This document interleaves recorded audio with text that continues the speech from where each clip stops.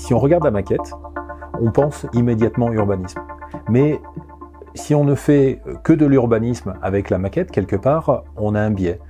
Aujourd'hui, penser la ville, c'est des urbanistes, avec des historiens, avec des géographes, avec des informaticiens, avec des sociologues, avec des personnes spécialisées dans les sciences de l'information, qui vont permettre de penser la ville, mais de penser de façon globale et d'agir de façon locale, avec cette pluralité scientifique.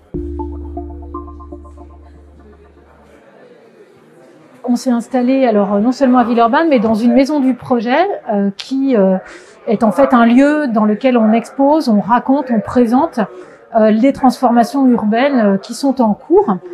Ici, on est dans le projet urbain qui est l'extension en fait du quartier historique Gratte-Ciel. Et donc tout le travail de l'atelier s'inscrit vraiment sur les transformations à la fois urbaines, sociales, architecturales qui vont être liées à cette extension. Les étudiants doivent essayer de construire un dispositif de médiation, de communication autour de ce projet, avec une thématique cette année qui est une thématique des flux matériels, du métabolisme, et en utilisant des outils qu'on appelle des maquettes augmentées, c'est-à-dire des maquettes sur lesquelles on va projeter des informations extérieures, des données, des flux, des analyses graphiques. Et l'idée, c'est un peu d'animer la maquette dans la communication. Cet atelier a pour but de simuler, modéliser l'impact de politiques urbaines.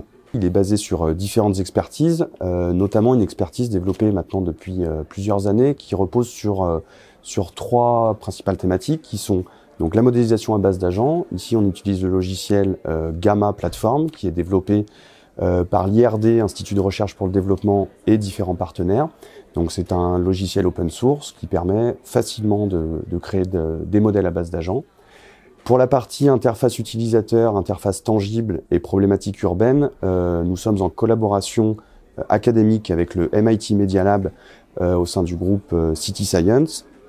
Et moi, je rejoins depuis 6 mois le LIRIS, donc à l'Université Lyon 1, et on utilise ici des briques logicielles qui sont spécialisées dans le traitement et l'analyse et la visualisation de données 3D urbaines.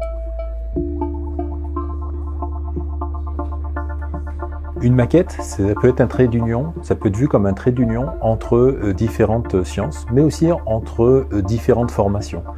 C'est l'excuse que l'on utilise aujourd'hui pour faire travailler ensemble des étudiants qui vont venir s'approprier ce type de dispositif et qui vont ensuite avoir la possibilité très vite de proposer des contenus toujours plus originaux d'année en année et toujours plus en phase avec les besoins que pourraient avoir les experts du territoire.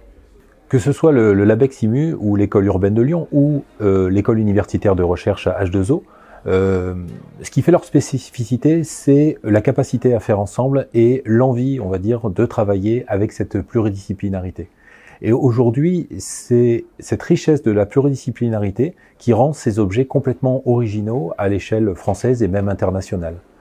Ça nous permet aujourd'hui de pouvoir penser ensemble des recherches, tout en étant en prise avec le citoyen, les collectivités ou les entreprises. Donc une recherche qui va être en action pour les territoires et ça nous permet peut-être d'être beaucoup plus en phase avec les défis on se doit de traiter aujourd'hui, avec les problématiques de dérèglement, avec les problématiques d'inclusivité, avec les problématiques des défis sociétaux que l'on a autour de la ville.